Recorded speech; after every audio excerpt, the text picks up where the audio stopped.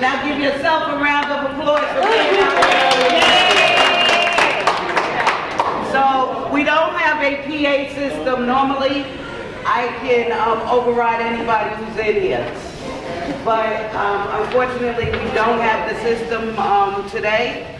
So when I say one mic will mean that I need everyone's attention because I want to make sure everybody gets to hear the information. And also, we got a little low-band radio for Red Hook called Occupy Radio. So they want to hear so that we could also share this information with other people who may not be able to attend to that. So the first thing I'm going to ask is, who didn't sign in? Everybody signed in? Thank you. Okay. And this young lady, Beth, has the sign-in sheet. See anybody new come in, directly over to Beth. We're here today to have a little tea, a little coffee, and a little conversation, and to give various updates about the Red Hook community as well as the Gowanus community. Because Red Hook and Gowanus are neighboring communities, and we do collaborate and form coalitions across communities. So today here you have people representing from Turning the Tide. Turning the Tide is an environmental justice group of Red Hook and Gowanus residents, mostly public housing residents, who want to gain information about environmental injustices and cleanups like the Superfund Gowanus cleanup that we all know about. And we do have Diane Gruberg from the Gowanus Canal Conservancy in the room today. So she'll give you an update about the Gowanus Canal, and also you can walk up to her and speak to her. We have Damian Scott from the Mayor's Action Program or Plan MAP, and he's going to give you an update and tell you how he helps to form the social cohesion in this community. We also have Mike McKay from Occupy Radio. We have Fury. How many people in here are Fury members? So Fury is Families United for Racial and Economic Equality. They're from Gowanus, Wyckoff and Warren and Ingersoll, but we collaborate with them on a lot of issues and actions. Who else do we have in the house? We have Naisha McCoy, one of our local artists. She's a writer. Her son is a rapper, up-and-coming young rapper. We have Ijaz, El Bay, El Nuaba, and she's an artist. She does poetry. She even has a poem about the Gowanus Canal. Wow. Who else is in the house? We have Terry Slotkin. And Terry, raise your hand, Terry. Terry is a photographer who took pictures in Red Hook about 30 years ago. And it was called Mixed Doubles. So she took pictures of people in Red Hook who showed up to the library or to specific locations. And she has those albums on display at this table over here. So people will get a chance to look back at what they looked like 30 years ago. And you'll see residents coming in and out of here who are in that book. We have Carlos Menchaca's office right here. Renee. We have Renee from Carlos Menchaca's office. We're working on a campaign to bring back the B-71 bus. Yes. The B-71 bus is the bus that used to run east to west on Union, and it was an easy way to get from Red Hook to Gowanus or to the Brooklyn Museum or the Children's Museum. So why we call it the B-71 Plus is we want that bus to be restored and to also loop through to Lower Manhattan. So that's a campaign we're all on, and Renee will get up for a few minutes and talk about that particular campaign as well. We have Jill Cornell from our Office of Emergency Management. See Jill right there? So I did a tour with Jill at the Office of Emergency Management this week, and I saw where all the action takes place when there's an issue in the city and how they monitor things. Jill is here and she's going to speak about probably several things because she's like me. We wear many hats in this community. So not only am I an organizer for the Turning the Tide Environmental Justice Group, but I'm also a member of Resilient Red Hook. Resilient Red Hook is a group that won $200 million initially from the government for waterfront protection in Red Hook. That amount has been reduced to $100 million, but we're working on ways and ideas and we're accumulating all of the different studies and things like that related to how can we protect Red Hook so that we can still have a community here. And finally, I want to say that we have Rich Diamond. Bob Diamond. So Bob will be over in a minute, but Bob, you know, we've heard about the BQX and we've heard about a possible subway over near the Port Authority site in the back. But Bob has another idea, and Bob's idea is for a streetcar, and he brought some information, and he wants to talk about what his idea, what his vision looks like. So over here, you get a chance to do a charrette on how you like to see that B-71 bus run. And over here, his streetcar actually goes north-south. And the B-71 is more east-west. So trying to bring transportation in here, but still trying to keep a hometown feeling. Because we like that hometown feeling in Red Hook. And that helps support our cohesion. So thank you all for coming. And I'm going to call the first person up. It's going to be Corey Johnson and Beth Malone.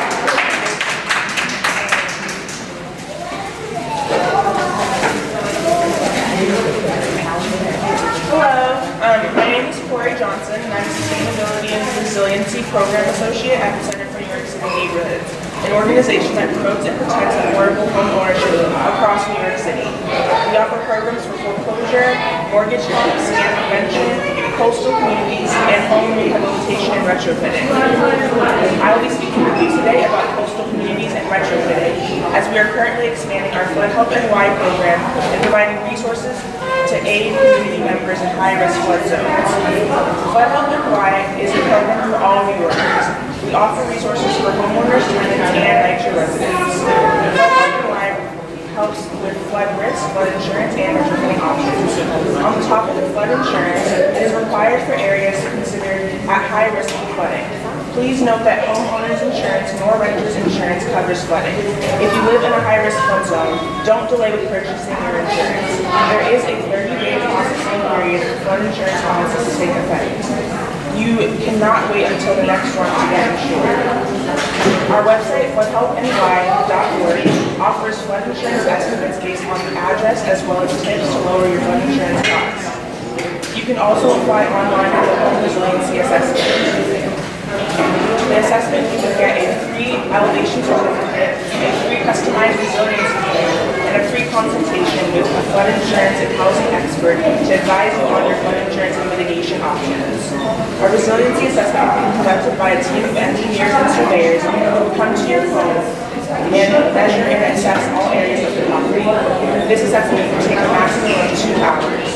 The data collected would be processed after the assessment and used to create a personalized report and elevation certificate. The elevation certificate is a tool used to determine the building's physical elevation above sea level and is used to determine the home's flood insurance premium. The Resiliency Counseling will determine the correct flood insurance rate based on the home's new elevation certificate. You will receive a customized resiliency plan with mitigation options based on your flood risk, flood insurance, and financial situation. For more information, you can email info@floodhelpny.org. You can also call our home at 646-786-0888 or toll free at 1-855-HOME-456. You can also go to floodhelpny.org and sign up for our newsletter to hear about upcoming flood insurance policy changes, to get tips and more programs to benefit you. I am Corey's collaborator. I'm Becky and I work for Neighborhood Housing Services of Brooklyn. We're a not-for-profit community-based organization that is resident-led, and we bring also a number of services to communities in Brooklyn, all communities in Brooklyn, mostly around housing and home ownership. We also have tenant services. My role at NHS is as the insurance services and resiliency specialist. I am a specialist in the National Flood Insurance Program, but my core concern before we all issue a flood insurance was property insurance, which many renters do not realize is available to them. A renter's policy can be less than $150 a year, and that is to give you coverage of your stuff, all your personal possessions. But one of the two important things about the renter's policy that people don't always know is that it has liability coverage, which means if someone sues you or holds you accountable for damage that you did to them or their property, you don't have to hire a lawyer. You hand it over to the insurance company and the liability company that will enable you to make someone whole again, because you are liable for damages you've done. Just, that's the way it is.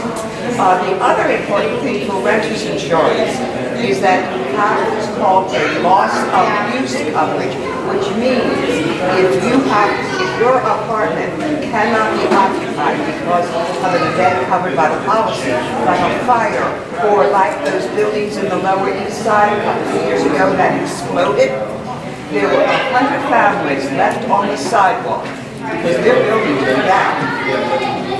99 of them had to wait for the Red Cross to give them a blanket shelter.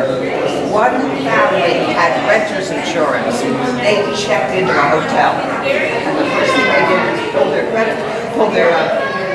credit card report so they could show the insurance company where they usually ate, because the cost of being displaced, including extra transportation, having to be out, and of course having a decent place to live while your apartment is repaired, is covered by the renter's policy.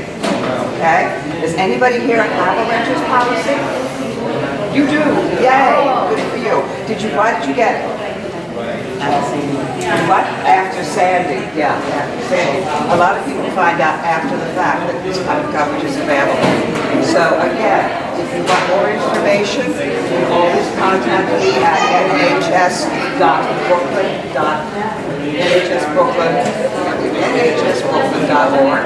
or you can see me here.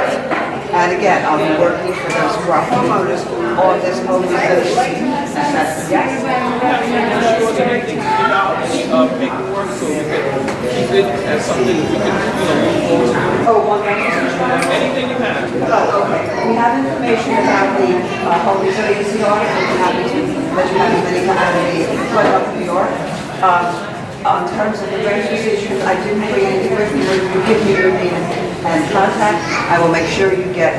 We don't sell insurance, by the way. We don't. I'm not profit. And I'll make sure you get information about the four basics of the renter's policy. Okay. But again, I encourage you all to do what this great young woman had designed you to get coverage. Okay. And again, flood is going to be a huge issue for us. The flood insurance program is under revision, and how that falls out is going to be very important. Thank you. I am so sorry that you guys had to listen to that without clarity.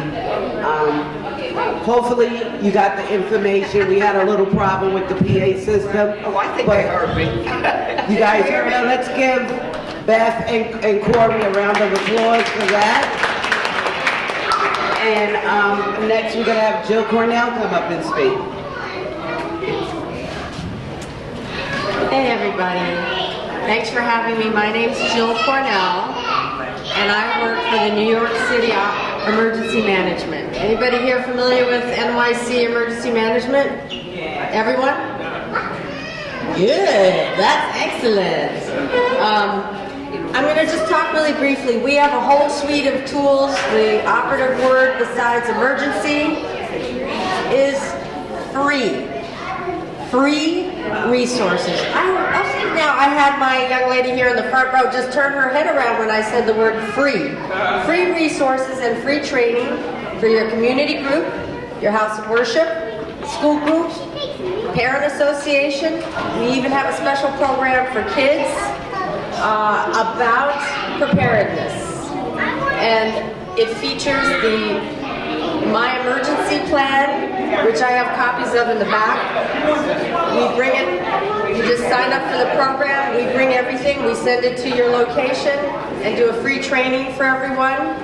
We can do a little one at the desk if you want to come and visit me at the small little desk over there in the corner. And I have a bag and pens for you. And please let me know how the city can help you prepare for any emergency. Okay, thank you.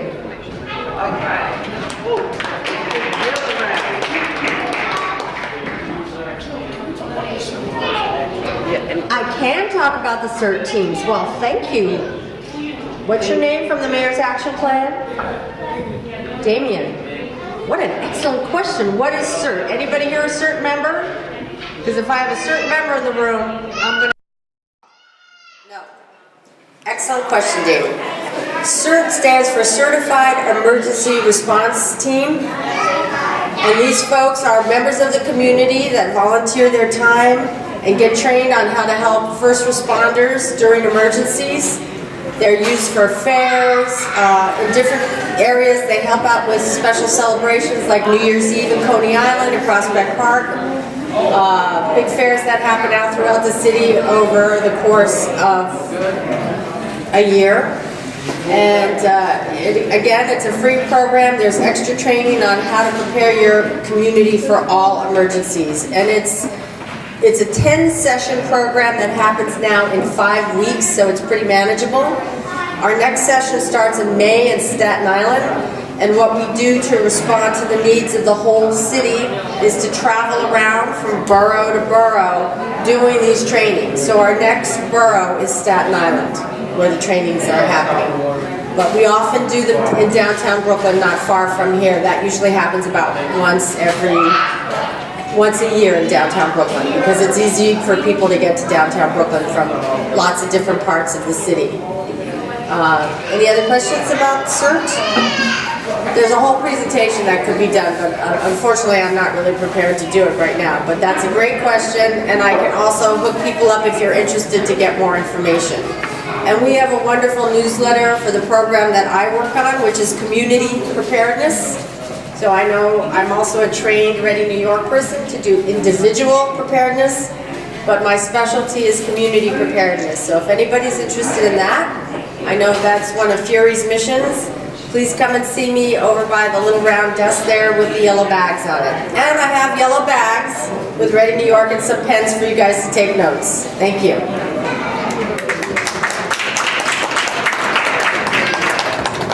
Thank you, Jill. As always, I wind up doing a lot of work with Jill because we are in a zone A for a hurricane. And as you notice, we may not be having as frequent of rainstorms, but when we have them, they're more intense. So that's one of the things that we've learned in turning the tide about climate change, and that is that the weather is going to actually hold moisture longer. But when that moisture actually comes down, it's going to come down in higher volumes.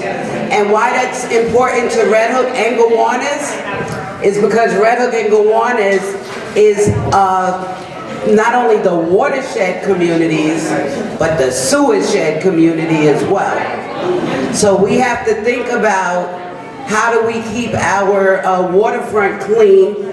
How do we keep the pollutants and the allergens and the toxins down? Red Hook was initially a industrial area and a marine area where a lot of things were brought in by ship, and then they built a canal so that they can transport those materials to Brooklyn and actually create Brooklyn. So with that being said, that system is really overburdened right now. And we're gonna have Diane Gruber come from the Gowanus Canal Conservancy, and she's going to talk about the Gowanus Canal cleanup and about some other recommendations and ideas we have. Again, please pay attention, Red Hook, because even though the Gowanus is over like on Butler and Douglas, that's the mouth of the canal where most of the poo comes in. But it actually flushes out into our surrounding waterfront. So it's really important. Hi everybody, my name is Diana. I live in Red Hook, but I work in Gowanus. And as Karen was just saying, these two communities, even though they've been separated by the highway for many years, they're connected both geographically and historically. So I handed out a few booklets. These are our vision for the long-term future of our neighborhoods. But they're really based on the history that goes back hundreds of years when both of these communities were a salt marsh. Does anyone know what a salt marsh is? Yeah, so these were spongy, historically low-lying areas that were super productive ecosystems. They were full of marsh grasses and oysters the size of your head. There were egrets and herons flying in. It was this amazing, ecologically healthy place. But it was also at the edge, it was at the edge of the United States, it was at the edge of New York City, and so it became this really valuable place from a financial and industrial perspective, which is how we ended up with this industrialized canal. So as you guys know, through that time, we industrialized, there were a number of industries that came along the canal that left us with a legacy of pollution that we have now.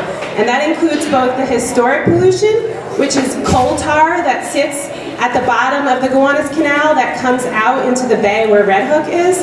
And that's getting cleaned up right now. It just started, but it's going to take a long time. And then the other thing, which is this ongoing combined sewage overflow that I know a lot of folks in the room know about. And so we're working on a plan that looks at a lot of this new investment in the neighborhood and tries to make sure that it benefits the existing community. So the pamphlets I handed out, if you open it up, you can see on the first page there's a map. It's sort of turned around with north going the opposite direction you would expect, and you're basically looking from the sea into the land. It's an area where, we have a lot of different park spaces and green spaces, but they're not necessarily stitched together in a way that you can access them all. And so part of this vision is about a cleaner urban ecosystem, right? One where we don't smell poo on a rainy day. One where we have all of the new development that comes in has to do their fair share of the burden of holding on to their own sewage, right?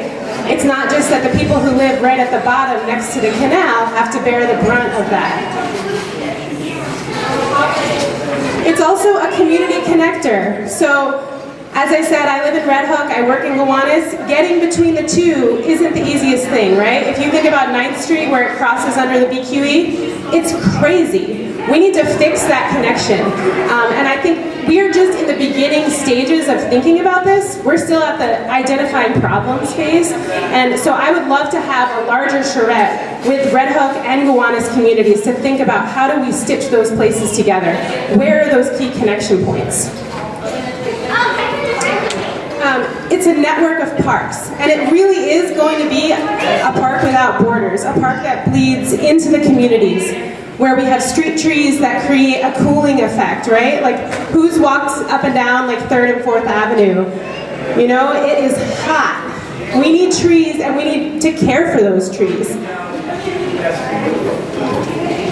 And then the last one, it's a wild urban waterway. It's a place, it's getting cleaned up now. And it's gonna be a place in a couple decades where you could fish, maybe, where you could go down to the water's edge and enjoy it recreationally. You could get in a canoe. And so one other thing that I'm here to rep is Gowanus Green Team, which is our job training program for youth. The applications you can still apply if you know any high school students. They should apply today.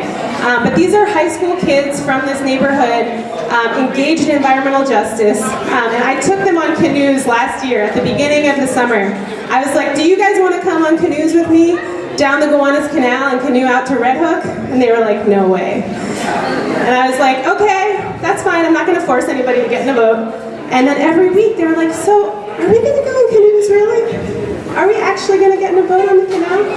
And by the end of the summer, I was like, okay, if you want to. And we did, and they were really scared, but they did it. Nobody fell in, thank God, because I would have had to jump in after them. And you really see your community in a different way when you see it from the water. And I think it's just totally life-changing. So, again, I'm Diana from Gowanus Canal Conservancy. I would love to talk to each and every one of you about our plan for the future of these neighborhoods, and also our programs, which include the youth training program, Gowanus Green Team, which is open to Red Hook youth as well. Thank you so much.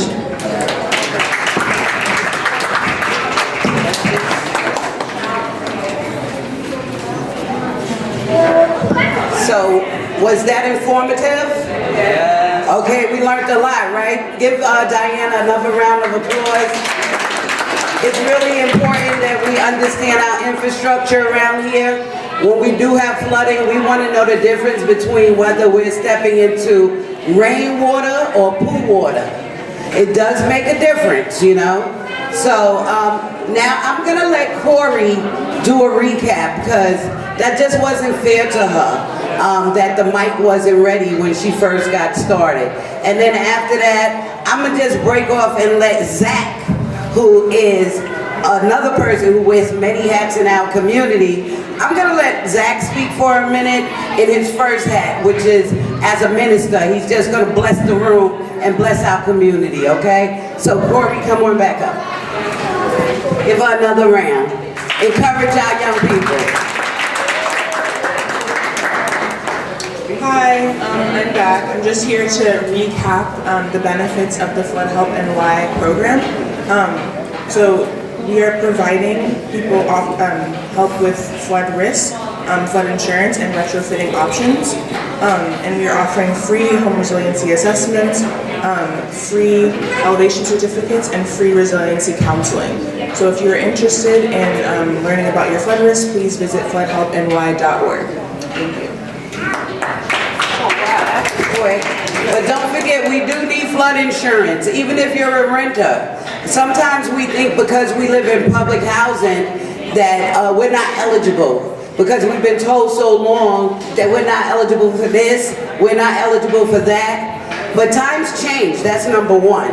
So even if something didn't work 5 years ago, you should revisit it to see if it's working now, because things are changing. And we know as organizations and as groups that we make the change possible, because once we sit down and talk about a problem, we come up with the recommendations and the solutions that best fit our communities. When we talk about affordable housing, we always hear affordable for who?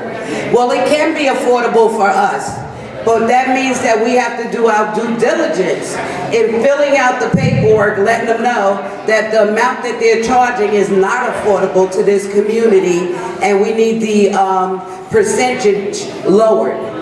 There are ways to do this. How many people attended the 2 workshops we had? We had 2 workshops on Know Your Rights as rent-stabilized tenants, and then we had another one, Know Your Rights as public housing residents. How many people in this room attended at least 1 or 2 of those meetings? Raise your hand. Raise your hand so people can see. So it's about a quarter of the room, but that makes a huge difference, because now you have at least 12 people who know something that can help someone. We didn't know an example. We didn't know that you could use the reasonable accommodation medical form from public housing. We didn't know that you could actually use that in situations where you need repairs. So if you're in a place and there's mold and there's lead and there's a danger to your health, you can have that actual paper filled out by your doctor, saying that you have asthma, he's not going to say it's caused by mold. So don't ask him to say that, but just ask him to say what you're experiencing. So if you're experiencing shortness of breath, asthma, or any reaction, you can have that form filled out, you take it to your management office, you get a copy stamped. The key is to get it stamped.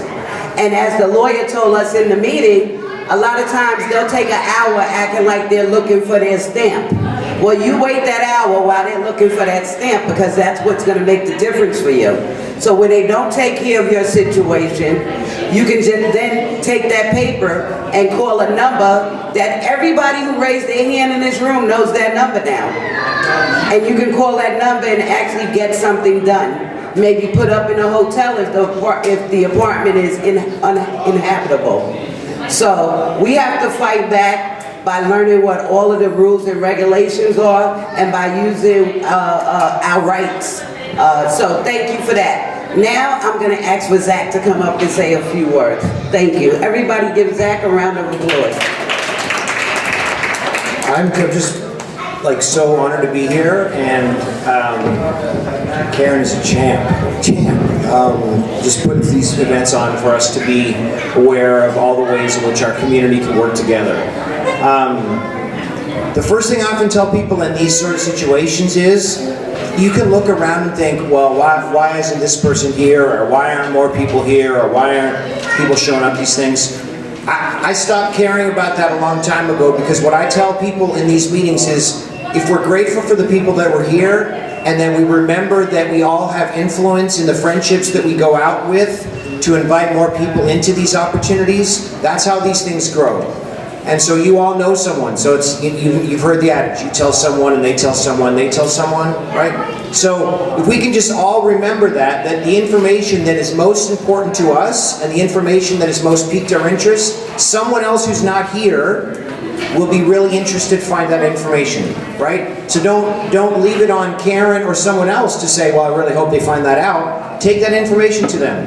If there's someone that you know, maybe you don't have kids, maybe you don't have grandkids, maybe you do know kids in the neighborhood that would be blessed through some of these initiatives. Maybe you don't know ways in which you can connect with some of these initiatives, but you know someone who does. You know someone who has the time and the capacity, or they can provide financially, any other way, right? There's someone that you know that would be blessed to know the information that we have been given today. So I just remind people of that this is an opportunity. You now become a more specific word in my line of work. You now become the evangelists, right? You become the evangelists of going out with the information that you've been given. So, like Karen said, I wear a couple of hats. The first is I'm a chaplain to the community. I work with a bunch of different churches, supporting churches in Gowanus, Park Slope, Fort Greene, Red Hook, a couple of other neighborhoods. I'm helping one down in Sunset Park. There's a lot of, just because my hope in my heart is historic churches often have lost their way in figuring out how to serve and support the community. There are ways to do it, and they don't know how. Right? And so my work is bringing the resources to them to remind them that they don't need to reinvent the wheel when it comes to ESL, when it comes to food pantries, when it comes to youth programming. There are already initiatives going on in the neighborhood, and those churches can support those initiatives rather than starting their own. And secondly, I work with newer churches, and the newer churches moving into the neighborhood need to know the historic residents. Before they try to just reduce their reach to the new residents, they need to know who the historic residents are, been holding it down in those neighborhoods for a long time. The ones who have stabilized and strengthened historic neighborhoods for generations. So a lot of my work is that, helping, as I help churches understand, helping the invisible church become more visible to their community. Right? And so it's a blessing to be in places like Red Hook, where there are churches that are doing work, Visitation Church that provides a blessing to the community. There's also a new one, Redemption Church, that meets at Red Hook Initiative, Sunday mornings. Pastor Edwin would love to have any of you if you're interested. He does incredible work. He's been doing marriage classes, and he provides the block party, helps support the block party that happened, the big party that happened with all the music a couple weeks ago in the park. doing face painting and hot dogs and dance party and all that stuff. So I just want to let you know that, again, my job, secondly, is to help organizations work better together. So I lead an organization called Trellis. I have some t-shirts over there. If you want to grab one, you're more than welcome to. Different sizes, take them. They're free. I've got 4 or 5. So what I want to do is, I lead a community development nonprofit, and realizing again that part of the issue in neighborhoods is that there's a lot of good work happening that many people don't know about, and there's a lot of good organizations that are doing work that need to work together. So to address injustice in communities requires that organization works together. So we work with the Gowanus Conservancy Alliance, where we've provided opportunity for kids to get connected to that, because part of my job is specifically working for, advocating for, empowering, listening to, supporting public housing residents. Okay? So, as I've told people in public housing, in conversations often, you're seen as a second city or a second-class citizen, and that's not true. That's not true. You're tax-paying citizens that have strengthened and supported and blessed this neighborhood and many neighborhoods in New York City for generations. And so my goal is to help raise awareness that NYCHA citizens and residents are not second-class. We need to stop talking about NYCHA residents and start talking about them as New York City residents, right? New York City residents. So, specifically a couple of things I want to let you know about that our organization does. First is Red Hook Reporters. We're working with youth this year to do it's called a community-based reporting project. We're partnering with the Mikio Center and Red Hook Initiative and the Justice Center and a couple of other organizations. And what we're doing is we're taking 10 to 12 youth, say 14 to 20. We're open to kind of broadening those perspectives a little bit depending on the maturity and the capacity of that youth. But here's what we're doing. When you watch the news at night, the news is told by people that don't look like you. And we want to raise up a youth that help the news to be changed in terms of the way it's produced. We don't want people of color to be in the news only when things are bad. We want people to know about community members that are doing great work, using appropriate media outlets so we can make sure we celebrate people of color doing great work rather than having them just show up in the news when things go bad. So what we're doing is, it's a community-based reporting project where we're partnering with, you'll meet her later, I think if Alexis will be here at some point. She's a photographer and videographer in the neighborhood. She lives right over there. And she's going to be training and mentoring teens on how to use a camera, take good pictures, how to develop and take really great photography and video. And then what we're going to be doing is setting up interviews with them. We're hoping Councilman Menchaca would be one of them, where we'd be interviewing him. The kids would be able to ask him questions, not the questions that they want to have answered about the things that are important to them. We also are going to be looking for people in the neighborhood that have run local businesses so the kids can learn about what it means to start a business, particularly focusing on people of color that have started businesses and are seeing their business do well in this neighborhood, so they can learn from those organizations and know that it's possible. We want to inspire these kids that it's possible. You can start a small business. You can make it work in this neighborhood. You can see these things happen. But we want to give them access and opportunity to hear those stories. So the students will participate in photojournalism, and then the final products, we're still working this out, the final products of these kids' work, whether it be photography, will be put up in one of, if not all 3 spaces. There'll be Pioneer Works. We're in conversation with Pioneer Works, where the final product of these kids' work will be displayed at Pioneer Works. So if you are ever there and you want to put a plug in for our work, we're hoping that they'll be willing to host our stuff. Second, the Red Hook Star, the paper in the neighborhood, we're working with them to partner with us to see about their final product, the stories, their pictures ending up in the newspaper. And lastly, for movie night, we're planning to have the kids introduced that have gone through the product so they can meet the neighborhood and just have like a PowerPoint slideshow of all the pictures that they've taken over the 5 weeks as they've been part of the program. Because again, we want students to be storytellers of this neighborhood. We want people of color to know that they have skin in the game where they can actually be a part of helping shape the way that people think about Red Hook, the way that people talk about Red Hook. Because we don't, our heart is not to have people come in and assume they know what Red Hook's like, and have people that have not lived here talk about what it's like. We want the residents to have a place to share their stories. And so this program is a way for us to work with the youth vets, so we're seeking curious, committed teens to work with us over 5 Saturdays in June. The location is being worked out right now, but if you know a teenager, if you have a teenager, information is there.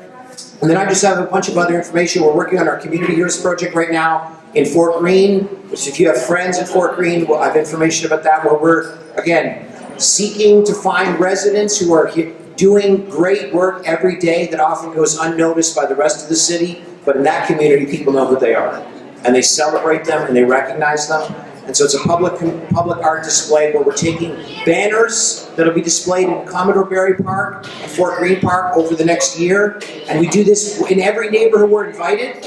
Every neighborhood. So we've been working to see if Red Hook is one of those neighborhoods. So if you have interest, I have this clipboard. You can follow up with me with information, your email. And what we want to do, lastly, is make sure you know about all the things going in your neighborhood. So largely, you don't need my help for that, because Red Hook Hub, if you don't have a sign up for Red Hook Hub yet, is there someone from Red Hook Hub here? No? If you, there are banners out there. Red Hook Hub, that thing is amazing. You get an email and it's done so well, we can find out whatever's happening in this neighborhood. Just stay in the know, it's so up to date. But our goal again is to help people know about what's happening in the neighborhood.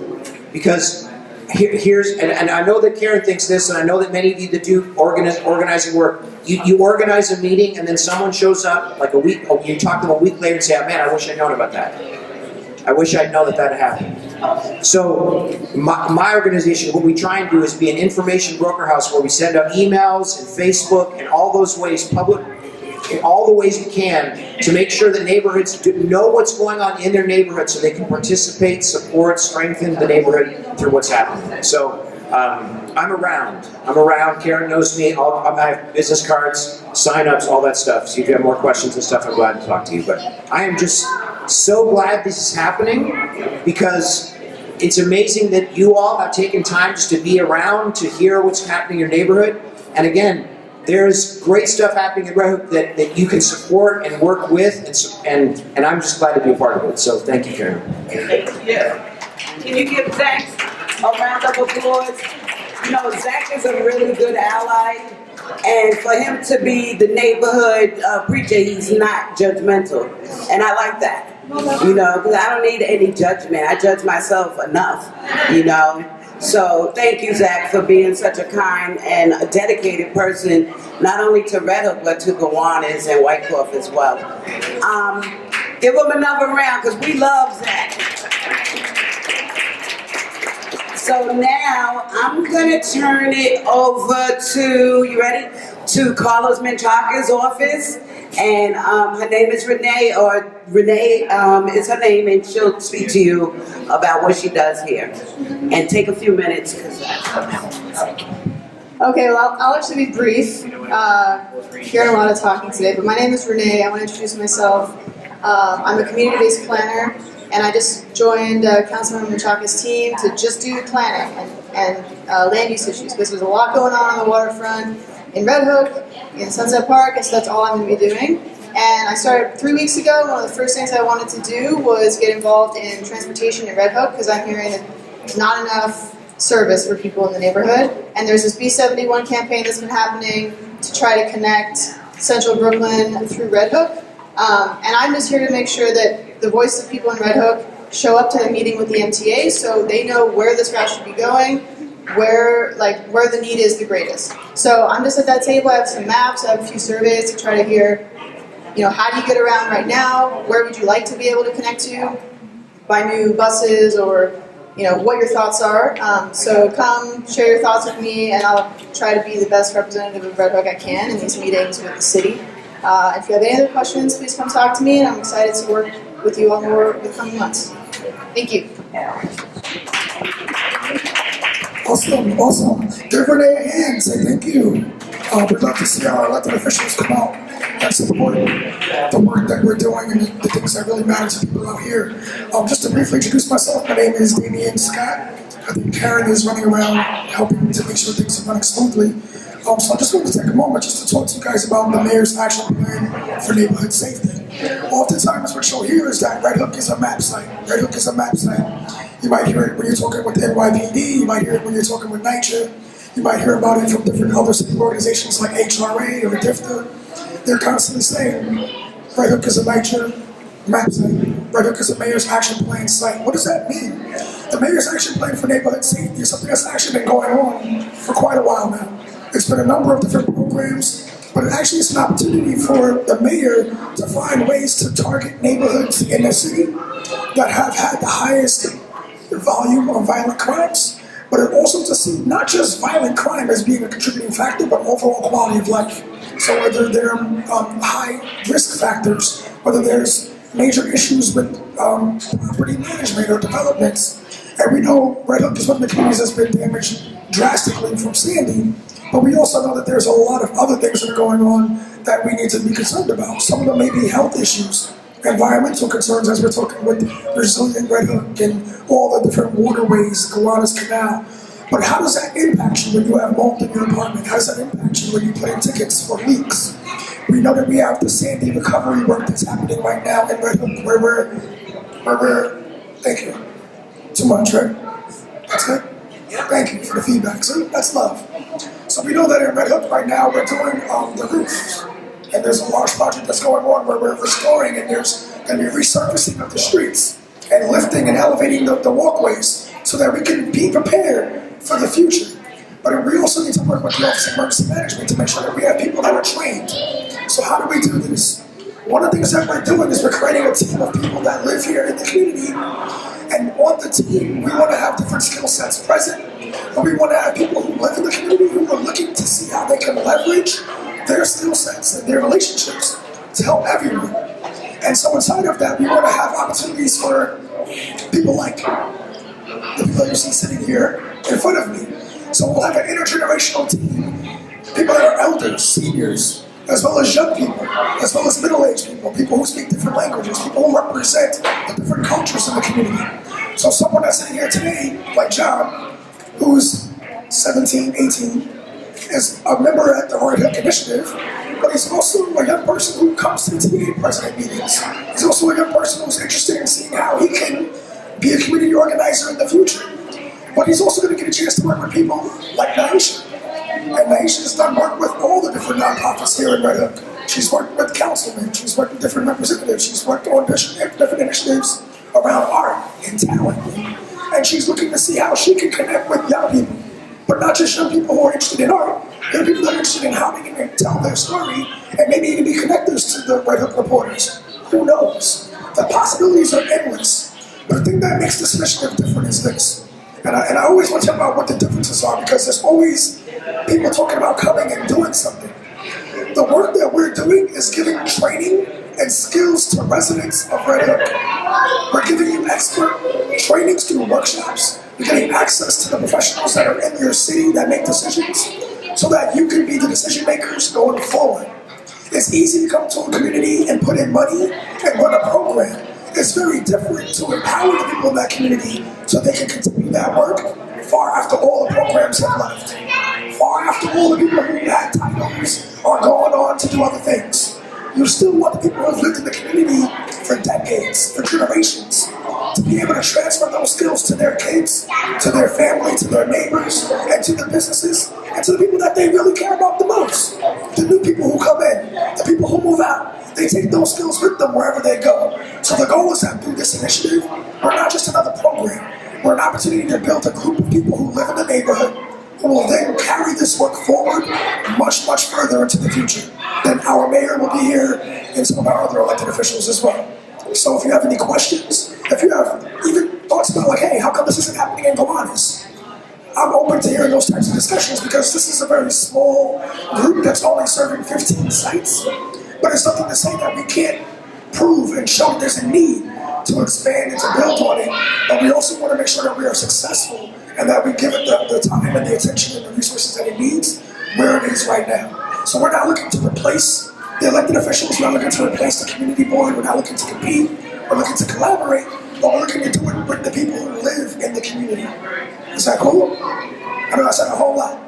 But I want to say this, if you have any questions, if you have any concerns, if you have thoughts, if you have things that you feel that we should be looking at, things that we should be thinking about, people we should be meeting and talking to and listening to, let me know. Please reach out. I have information here. You can get my contact. I'll share my card. But at the end of the day, people like Karen are people who've been in the community who are movers and shakers, and we need to replicate Karen. Right? I spent 5 years in the Marines, and one of the main things that I learned as a Marine was that leadership is contagious, motivation is contagious, but you need to replicate yourself because you're not always going to be in this position. That the whole goal of leadership is to produce more leaders, not more followers.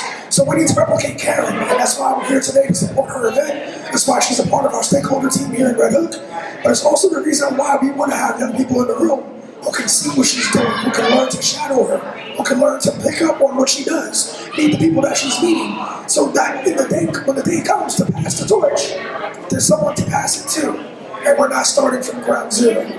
So I know it sounds like a lot of words, but I've been out here a lot. I'm from the community. I've lived out here a long time ago. I do have roots in the community in terms of my grandparents on both sides. My mother and my father were some of the first families to move to Red Hook in like the 1950s. And for me, it's an opportunity to contribute in a different way. The work isn't about me, it's about being a contribution, but it's also being able to say that this community matters, and if it's going to matter, it means sometimes you gotta come back home and help the people that live there. And so hopefully you guys will see this, you'll see how we can bring it to the waters, we'll see how we can make this contagious, because it's not exclusive to just Red Hook. The needs of residents in Red Hook are not exclusive to us. It's also in Castle Hill, it's also in the Bronx, and like Patterson and Butler. It's in Harlem at Wagner and St. Nicholas and Polo Grounds. And the Brooklyn borough has the most map sites in the city. So if you live in Ingersoll is a map site. Bushwick has a map site. Brownsville, Van Dyke, Boulevard houses, and Red Hook. So these are just things that I want to share. I want to put it on your radar.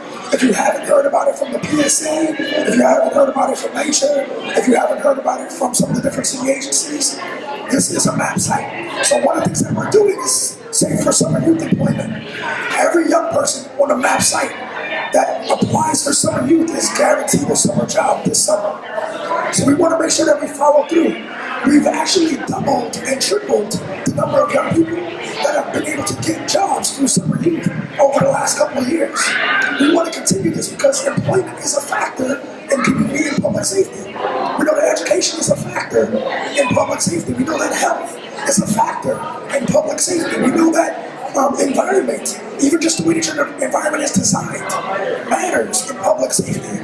We also know that self-efficacy, the ability to carry on the work, is important in public safety.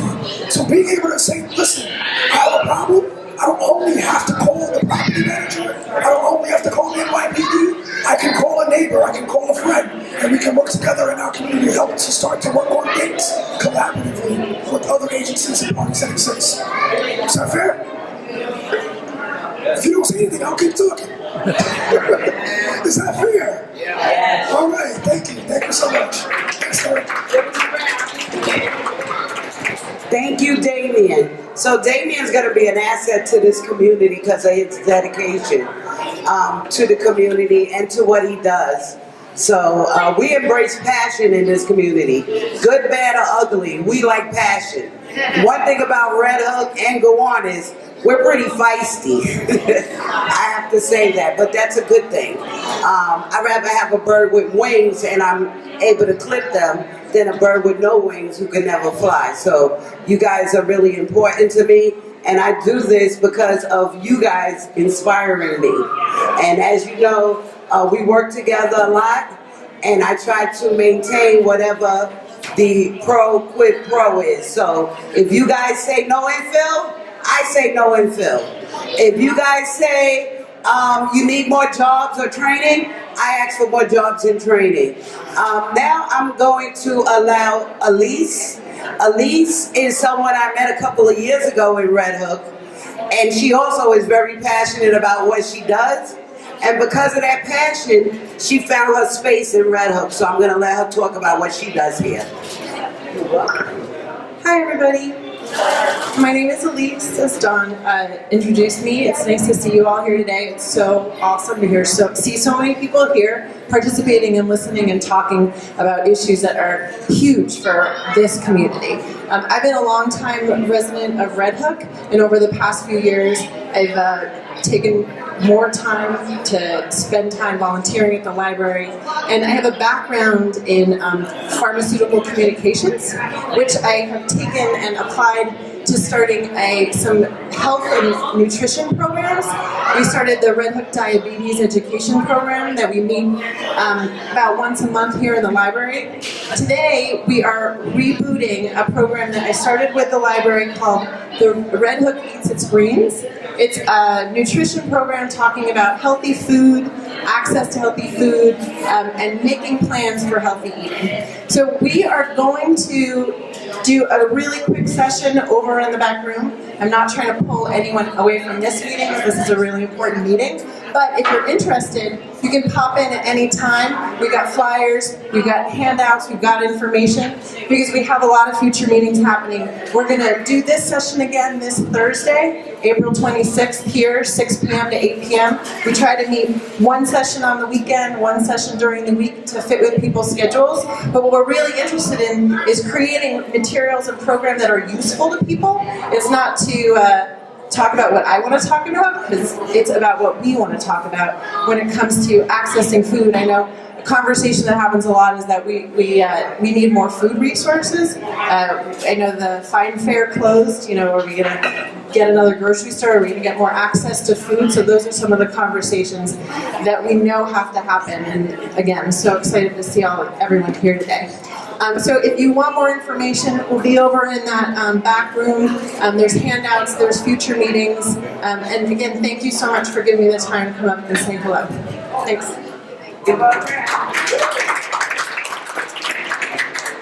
Thank you. Oh, and she has hummus. So she's a very healthy eater. She has inspired many people. I came past here on a Saturday and peeked in the room. I always see people in there engaged in what she's doing. She also participates as a friend of the Red Hook Library, and we had a masquerade party here last year, as well as a fashion show. And the fashion show was actually one of our long-term residents, Manetta Brown and Rosalind Chapman, who was displaced. Rosalind was actually displaced by Hurricane Sandy. She was one of the people in Red Hook who started off in public housing and was able to buy a home in this community. But unfortunately, when Sandy happened, her home was severely damaged. And so she doesn't live here anymore, but I swear I see her getting off the bus every day. When I'm going to work, I see Rosalind getting off, so she must be here, because she spends quite a lot of time in the library. And again, Elise was a part of it, the fashion show, and we really had a good time. I want you all to know that another thing Red Hook created is called the Red Hook Hub.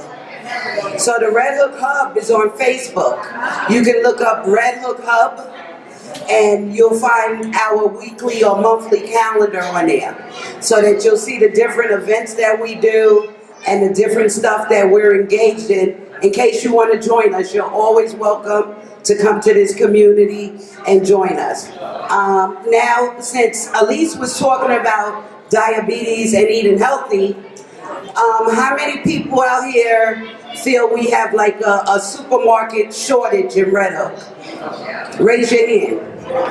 I do. So when I first moved to Red Hook, we had Pathmark, and it was located over near Lowe's. That is another manufacturing gas plant site. So as Diane Gruberg was telling you, one of the reasons why they're cleaning up the canal is because we used to manufacture gas in this area for energy consumption. And the byproduct of that gas is coal tar. So the property where Pathmark is at is another coal tar deposit, and that's another area that's gonna have to be cleaned up as well.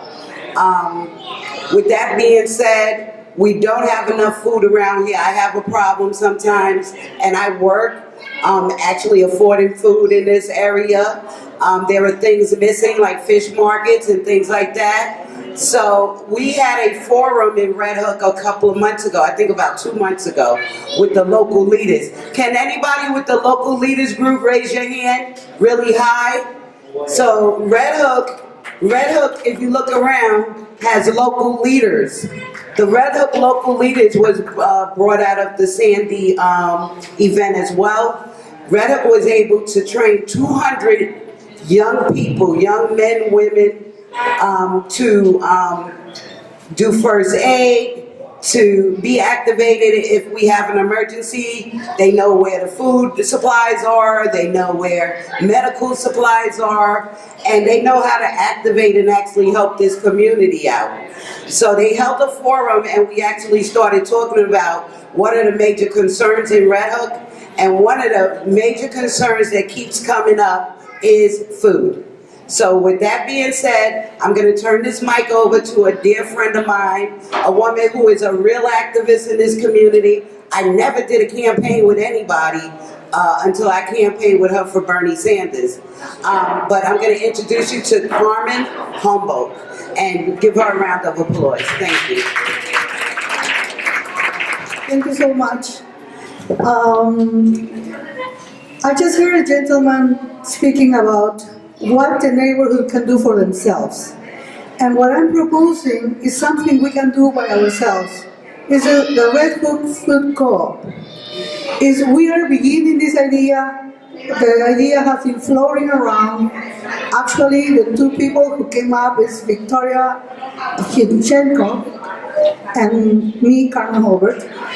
We started talking about it and signing up people, but we don't have enough people really because we didn't do a very good job in outreaching everybody. The winter was not very good for us.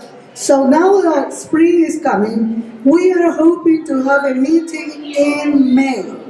But we need everybody in this meeting, everybody in Red Hook, everywhere, NYCHA, Van Brunt, everywhere, because this is something we can build together. And I've been talking to the Park Slope Food Co-op. They are very successful in this kind of environment. So we are learning, everybody can learn. This is something we can start together from the start. Nobody is better than anybody. We're all in this equal. We are looking for food justice and environmental justice. And this is, we deserve top-notch food products. Greens, fish, chicken, whatever we want to eat, but top quality. Not food that is there for 3 or 2 weeks, and if you are charged an arm and a leg, and you don't have any option because you don't feel like taking the bus to Sunset Park or Fifth Avenue, and then you buy whatever is there. So you feel down because when you go to the supermarket and you see these products, you see, this is what I am expected to eat and bring to my children.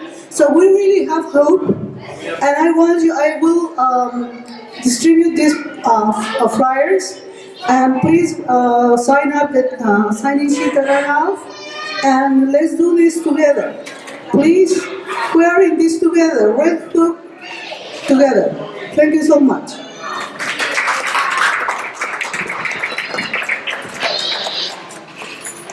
So, thank you. Thank you again, Carmen. And yeah, please sign up if you're interested in the food co-op. Even if you think you don't have time, sign up because we may be able to find a way to work you in. It is a problem with food in Red Hook. We do need fresh food. Food is fuel for humans, and the type of food you put in your body is actually how optimum your body is going to work. I'm going to introduce Bob Diamond, and he's going to talk a little bit about the streetcar. And then after that, we're going to have a poem by our poetess, Ijaza El Nuwabin. Okay, so thank you, Bob. Okay, thanks very much for having me. Some of you folks might remember me from 25 years ago when we once had a working streetcar in Red Hook back in the 1990s. And you can still see the remnants of it that's left in back of the fairway. There's one old car that's been sitting there for 20 years, and there's a little piece of track. But at one time, the tracks and the wires went a half-mile out into the street, and it was going to extend all the way to downtown Brooklyn, to the Borough Hall area. And it was only going to take you 7 minutes to get from Red Hook to the subway nexus up at Borough Hall, and the trains were going to be 5 minutes apart in rush hour. Then 9/11 happened, and we kind of got shanghaied by certain agencies with alphabet initials. And by the time we got home, we found everything was gone. So here we are trying to do it again. Now, the city came out with their BQX plan a couple of years ago, which is kind of like a takeoff on our original idea from the 1990s. And we thought the city's BQX plan was like a good start, but there were a lot of defects in it. So having 30 plus years experience in this field, we sort of took it upon ourselves as a public service to go and try to correct the problems that came with the original BQX idea. So one thing that I wanted to point out is that you'll notice that the tracks that are still in back of the fairway, those were built by high school age interns that we recruited from Red Hook houses back in 1993. So this has been a community development project from the very beginning, and we think that it should be a community development project again. We think that if the streetcar project moves forward, it should be able to bootstrap on the resurrection of the 197A plan, and it should be something to improve affordable housing for the community. Like no more than 30% of the household's income towards rent, for example. And we think the developer should have to pay for waterproofing Red Hook. There's actually an engineering plan that was done by a firm a year ago called ACOM, and we incorporated that into our sketchbook, which includes all the improvements that we've created to try to go and better the BQX project. So we think that we've worked out all the technical problems. We also think that we worked out the bulk of the financing problems, and we've also been in contact with potential private funding sources all around the world. And they know the situation that the people in Red Hook own this neighborhood, and we're not going to get pushed out. So if they want to come in, they're welcome to go in places where we let them. But in exchange, they're going to give the community back things, and no one's going to get pushed out of here. So along these lines, we're handing out a booklet at the back table. We have a limited supply of the hard copy, but we have a number of flyers available where you can, gives a URL where you can download our booklet for free and look at it further. So we figured out the right type of light rail car to use. It can go through water 18 inches deep. It can go through 1.5 feet of snow. It's all a matter of just knowing the right technology to put in the right place. It's all just needing to have the experience of how to do this thing. That's what it's based on. It's not rocket science. So we want to go and try to resurrect this thing with the community's help and have this become a community-driven project that's not just for transportation, but also for affordable housing, education, and environmental considerations too. You know, give you an idea, the buses in New York City constitute something like 1/3 of 1% of all the vehicles that are running around, but they produce 30% of the carbon dioxide greenhouse gas that's ruining our environment. So that's one reason that's important right there, to like get rid of the buses and switch over to electric vehicles instead. So I'm not going to take up too much more of your time, but I just wanted to say thanks for having me today, and I'll be at the Red Hook Tenants Association at their next meeting the second week of Tuesday, and I'll have a new edition of our booklet ready. Thanks again.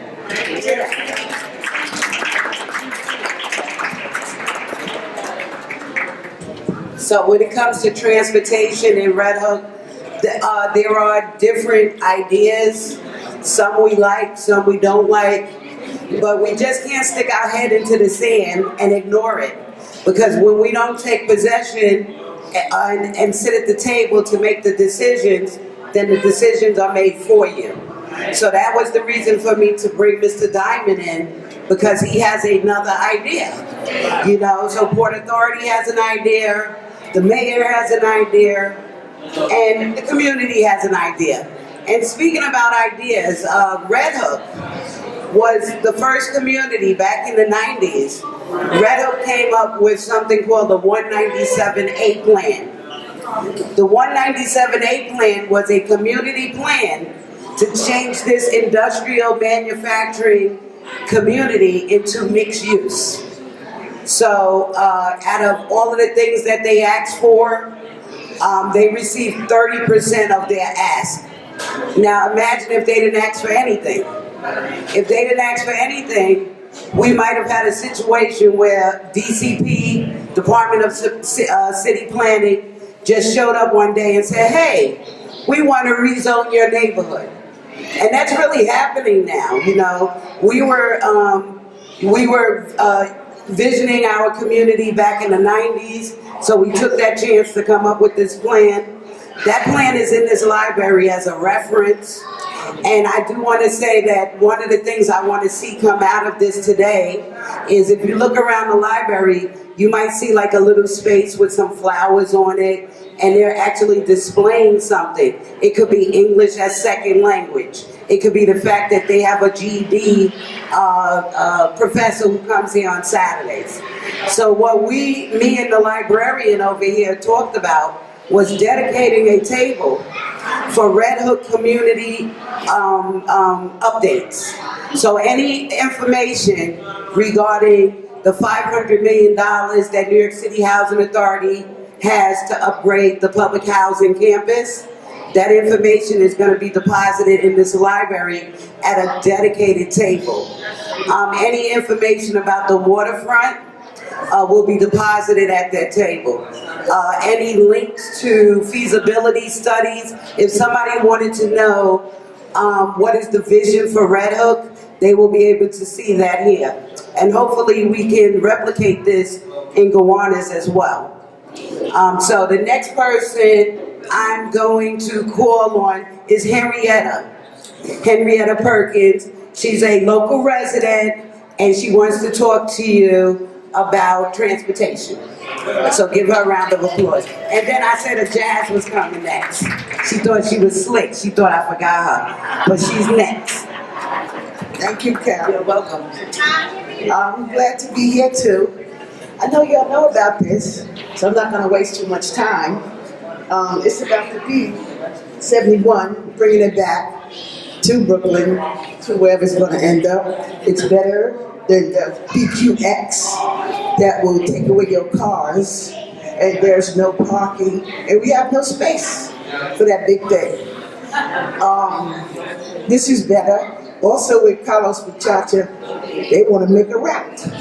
So between the two of us and all of us, we can get together and make these changes. So I'm here for this. I have a petition. I know a lot of y'all signed it already from the last meeting, but if anybody wants to sign my petition, I'll bring it to you. Just let me know, raise your hand, and I'll come to you. Oh, great. I'll be right there.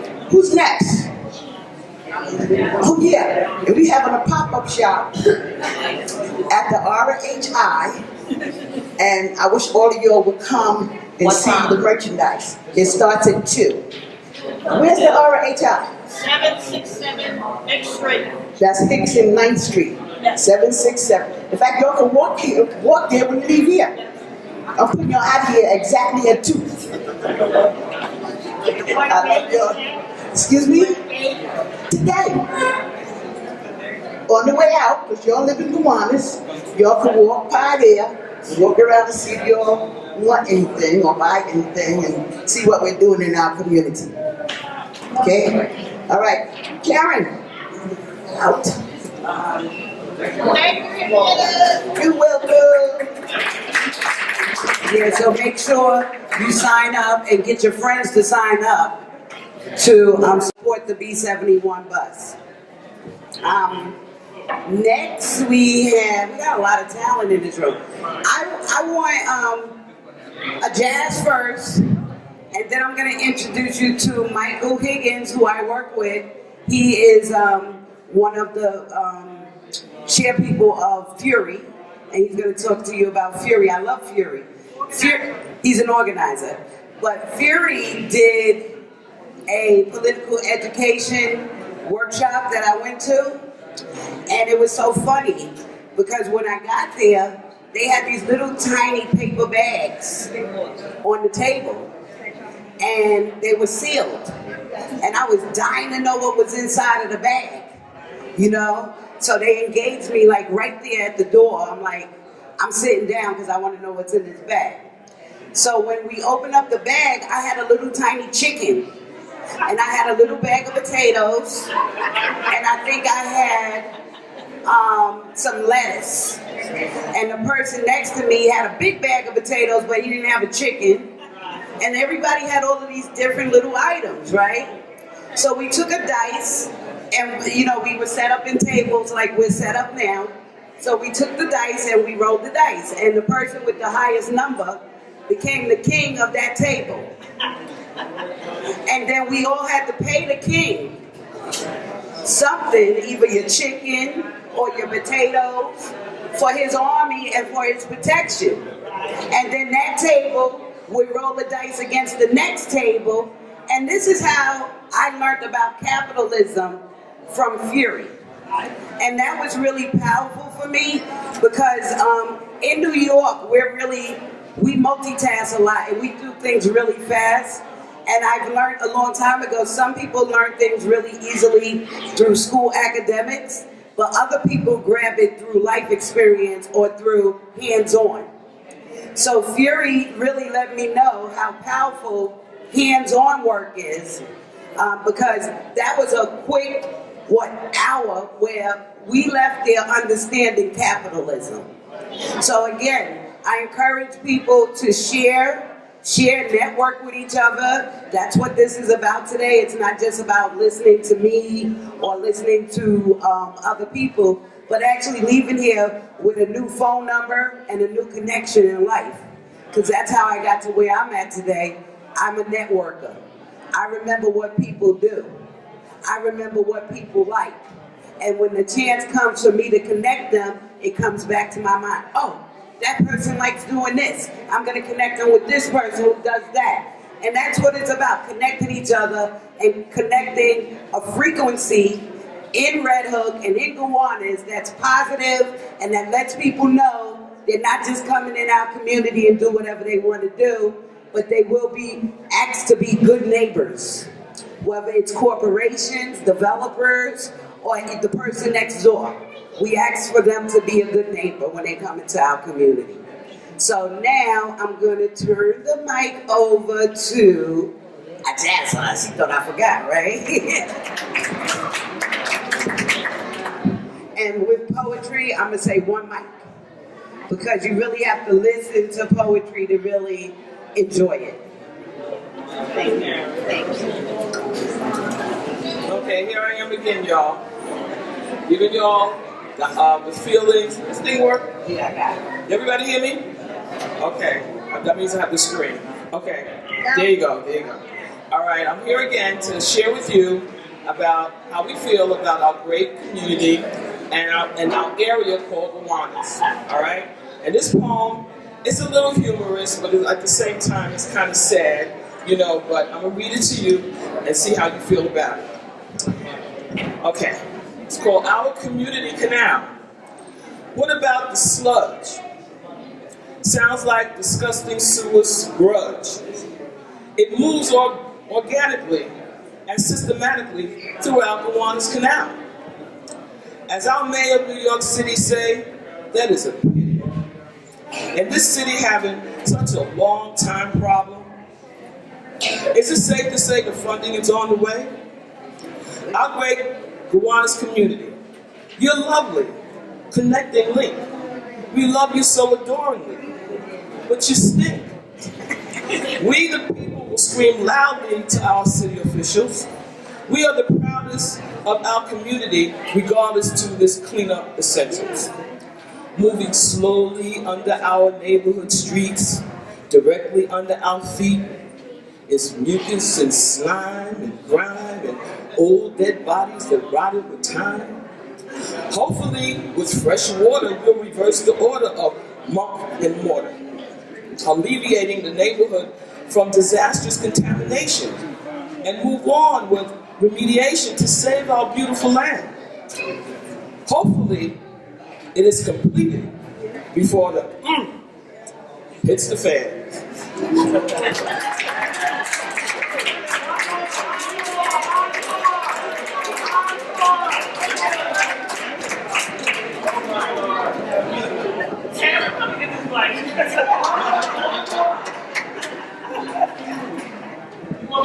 Here, please. Give her another round of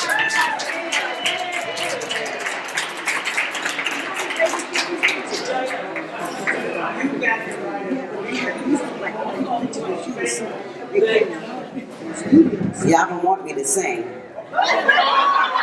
Right? Me.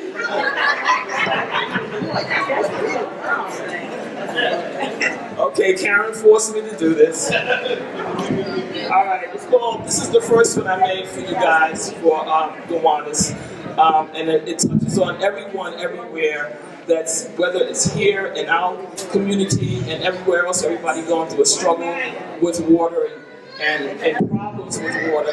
And we know that, I don't know how many of you now know that Flint, Michigan, they just cut off the water. I have a sister that lives out there, so I don't know what's going on with that, but I know it's very political. This is called Surviving in the Neighborhood. Living in this concrete jungle is no joke. Those who smoke believe nicotine keeps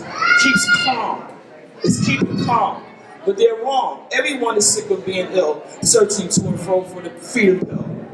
Cost of living, rising, rezoning, and dividing people from their comfort zone. People get angry. They are prone to discontent. Watching the embellishment, the large amount of the rich Trump, they are prone to discontent.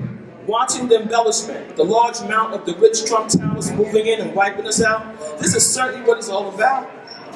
The low income poor, are we sure we are valued to nothing. However, the Most High Power has given us much more than something. We have talents, we have vision, we have taken a positive course. Let us make progress by raising our voice. We are not in position to slumber. Positive results are made in numbers. We must demand those who are opposed to assist in preventing the throes of oppression. The people want to abolish pandemic depression. It is a responsibility to look towards the betterment of us all living in the neighborhood, that we may live peaceably and fairly as we should. And it's only fair for the small businessman to receive a helping hand. Let him stay. What more can we say? Can there be another way to persuade the powers behind the system to make them listen if they would? Just listen closely to the cries of everyone surviving in the neighborhood.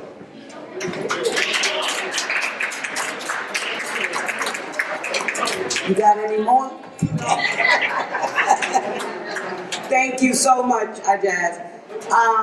We have some other well, first I want Terry Slotkin to come up, and Michael Higgins is after her. Terry is just going to tell you about her project on this table called Mixed Doubles. Thank you, Terry. Hi, Karen Blondel. Back in the Nova, I was working on this photo project, and then I had an opportunity to do it out in the Red Book, and it's about different kinds of pairs of people. It could be birth, marriage, social, business, but I think it addresses everything we've been talking about because it celebrates all of our connections, whether it's our families or our neighbors or the person we buy our milk from or the bus driver. I think it just makes us think about just these different connections in our lives and how they're all important to us. So hopefully people will stop by and look at the photos. If you're from Red Hook, I guarantee you'll know someone in the pictures. Hoping to maybe raise some money and be able to do it again. I think it would be fun to return and revisit some of the pairs, do some new pairs. But please stop by and look at the photos. Thank you. Thank you, Terry. And the thing about Terry is she had the vision 30 years ago to take pictures of a community. She didn't have to do that. And then to bring it back and to share it with us 30 years later, it's really profound because I know a lot of the people in that book. Some have passed, but then the memories there are beautiful, you know, and then some of the people are still around, and we get to see how we look as we mature and as we grow as a community. I'm going to have Michael Higgins come up from Fury, and he's going to tell you what Fury does. And then after that, we have astrology. So if you want to get an astrology reading, I'm going to point you to Ashley. She's waving her hand in the back. She's in the back. And then we have tarot reading. And then we have tea reading with Carolyn. So it's really just something fun to do and for us to kind of mingle around and talk. That's in a few minutes, so it's going to be Michael Higgins from Fury first, and then it's going to be Julian Morales. Julian started off working for Carlos Menchaca. He now works for Goals, so good old Lower East Side. They again are dealing with some of the same situations we are in regards to resiliency and recovery and protection from climate change. And Julian actually lives on my block.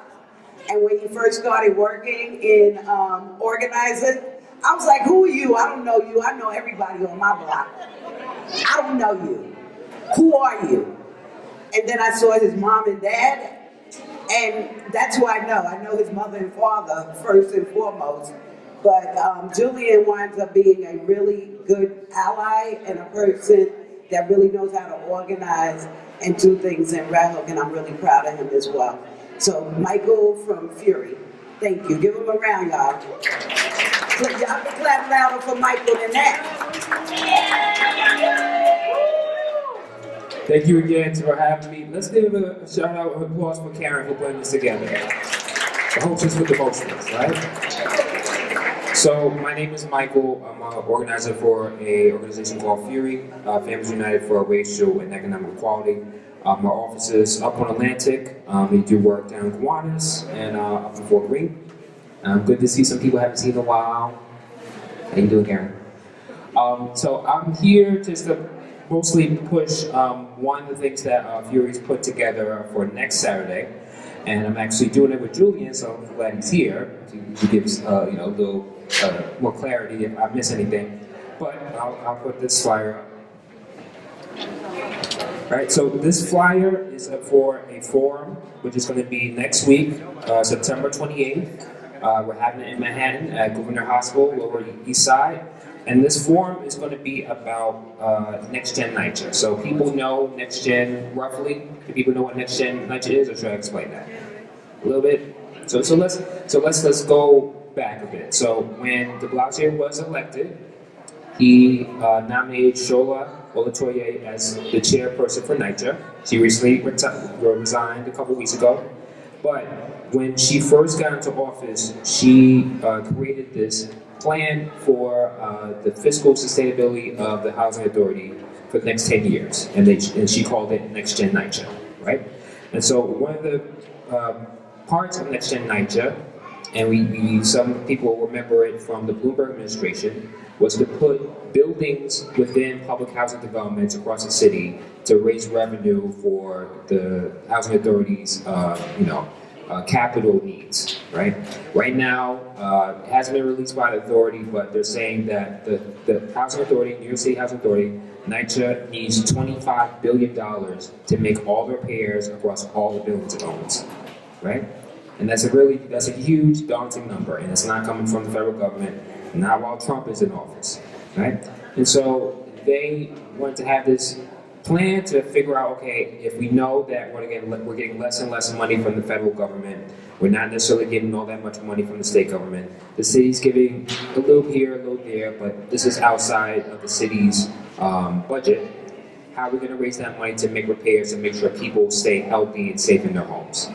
And so one of the ideas was Next Gen NYCHA. So this plan came out in 2015.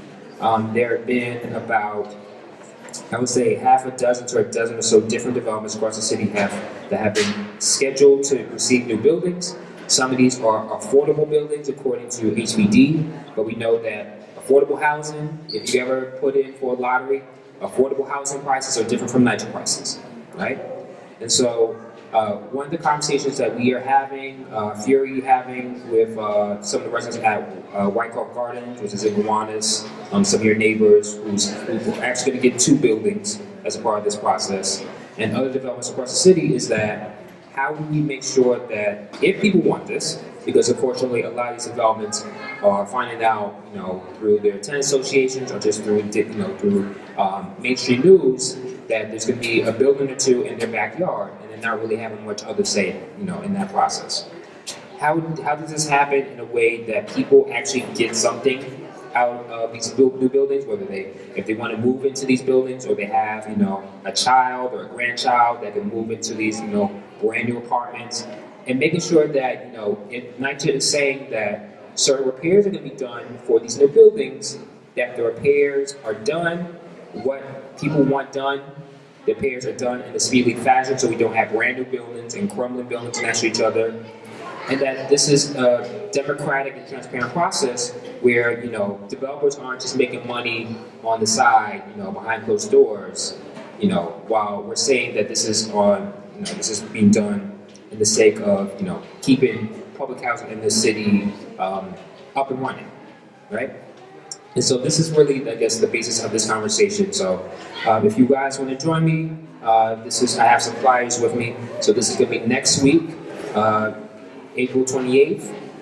It's going to be from 11 a.m. to 2 p.m. This is going to be in Gouverneur Hospital, so it's just off the F train. So you just walk to Smith Knight Street. You'll be there in about 15 minutes, just off East Broadway stop. And this is going to be a conversation where we're going to actually have different residents from each different development that's been proposed about what their experiences are. We know that NYCHA is trying to do this at a dozen other sites across the city, and so we want to make sure that this is on people's radar, so that when their development is chosen, they're not caught off guard, and they know, okay, well, what did other residents at other sites experience? How can we organize ourselves to really fight for what we need? Because we know that, unfortunately, NYCHA isn't doing that as their job, right? So thanks again, Karen, for having me. If you guys have any questions, I'm sitting back here. I'll be here for a while. If you want to get more information from Fury, please sign up to be on our mailing list. We do send out emails every couple of weeks. We do have membership meetings every month. Our next upcoming meeting is this coming Tuesday. We'll be in Gowanus houses talking a little bit more about the situation with Shola and what her resignation may mean for NYCHA and how we organize to make sure that we get what we need. Right? Thank you. So now I'm going to have Jessica Cologne from the mayor's office come up and speak to you about some work that we were doing here. Jessica was a former employee with the Justice Center, which is about a block away from here. She also is a member of the local community, and she's well respected by me and by many of us here. She really dedicates herself to the entire South Brooklyn area. And with that, I'm going to introduce Jessica Cologne.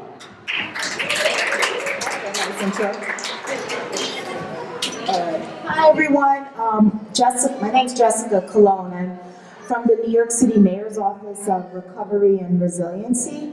And like Karen, I gotta keep an eye on my daughter. If she gets too far, just let me know. So I've been around living or working in this neighborhood for a very long time. I'm originally from Wyckoff Houses. I worked at the Justice Center for 5 years, and so I was here when Sandy happened. Say hello.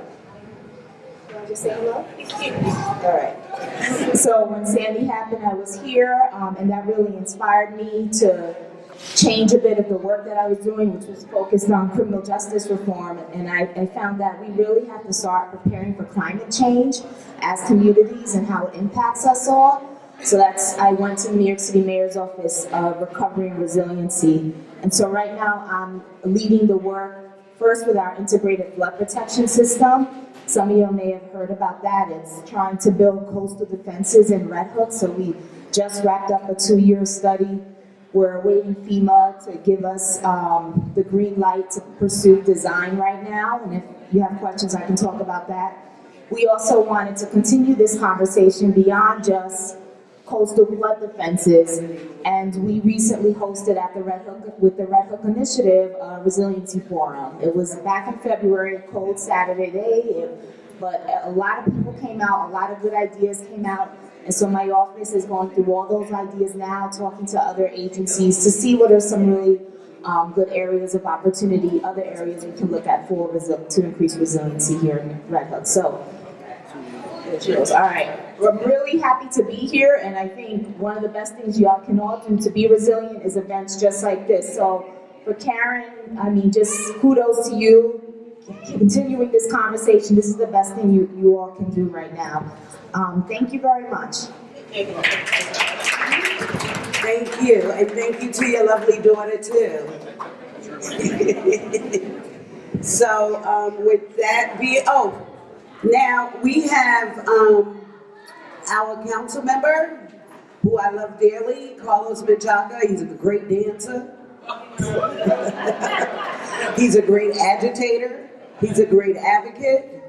And I know some people have been saying they haven't seen him lately. He's pretty busy, but when we reach out and we have something, he does show up. So please give Carlos Menchaca a round of applause.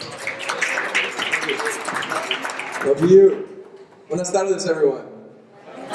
So excited to be here. You've already met Renee on my team. Can you stand up really quick and just say hello? Let's give her a warm welcome. She just joined the team, and she's got a lot of experience in urban planning and thinking about neighborhood planning, and that's where we are.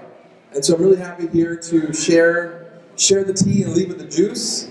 I hope you're all ready to leave here with not only a sense of more understanding about what's happening in the neighborhood, but how we can all partner up and make some things happen. There are questions that we want you to answer for us around the bus B71 campaign, but not just that, really the transportation needs in Red Hook. And thinking about a bus that connects us to Manhattan. Thinking about a transportation hub that brings all the buses together in one area near the Red Hook Ferry. These are the kind of things that I've been hearing from all of you. We want to make that happen. And the MTA is going through some changes in leadership that are allowing us now to say, hey folks, we matter, here are our voices, and here are the ideas. And that's what we're doing. And so those ideas are going to be helpful for us to convene. The last thing I want to say is it's Earth Month, Earth Weekend, tomorrow's Earth Day, every day is Earth Day, and I just hope you do something, if you haven't already done it, but do something to reconnect us to our Earth. Sandy gave us a lot to think about. We experienced it together as a community, and we're rebounding together as a community, and that needs to continue. And Earth Day is just one of those moments that reminds us that we got to continue to do this as a one Red Hook. And so I'm really happy to be here as a council member with all the other speakers. These are our partners. We're all doing this together. And thanks to the library for having us always. Give a round of applause to all the incredible folks here at the library. The library is where everyone is invited, everyone comes together and learns. Thank you so much, and buenas tardes. Thank you. So now, because you guys already had coffee, we are going to listen to Julian is going to make an announcement. I have a quick couple announcement about some jobs and stuff like that. At that point, we're gonna break up and mingle because we have about 50 minutes left. So we're gonna take about a half an hour to just walk around and start speaking to someone that you don't know in here and tell them what you do. Also, we'll have tables set up for astrology. I'm going there first. I'm number one on the astrology table. And then we have tarot reading as well as tea readings. And so just enjoy yourself. And thank you again for coming out today. If anybody else has an announcement after Julian, let me know. We'll do it impromptu. Thank you. Good afternoon, everyone. My name is Julian Morales, born and raised in Brown houses. As Karen mentioned, I used to work for Carlos. I actually started organizing 11 years ago here in Red Hook with the Red Hook Initiative, so it's good to be back. I just want to piggyback off of what Michael's announcement was. We're co-hosting a forum. It's around next generation NYCHA, and NYCHA has a plan to build buildings on unutilized lots, so our playgrounds and our parking lots. And you know, we got some folks who I've been working hard with in Wyckoff here, Monica and Beverly, and Paula and a bunch of other folks who've been working with us, Michael, and we want to say to NYCHA, our voice matters as residents, and we want to make sure that if they want to do anything, that they come to us first. They come to us and ask us what we want to see, what we would like, what we want it to look like, how we want it to look like, and how we don't want it to look like. And so we're hosting this forum. It's really important. Nobody's talking about next generation NYCHA. Everybody's talking about everything else while these buildings are popping up and being proposed. So we want to urge you to come. We're going to have a light breakfast. Everybody's going to have lunch. It's going to be a beautiful place for folks to network. And I'm the lead organizer at Goals, good old Lower East Side, organizing in the Lower East Side. So I'll leave some cards, but I also wanted to say really quickly is that I was looking through this book and I found a picture of me when I was like my son's age with my mom. So it just brought back a lot of memories and seeing a lot of older pictures of folks who are either with us or not with us and are from Red Hook. And so it just, I'm happy to be here and I'm gonna let y'all mingle.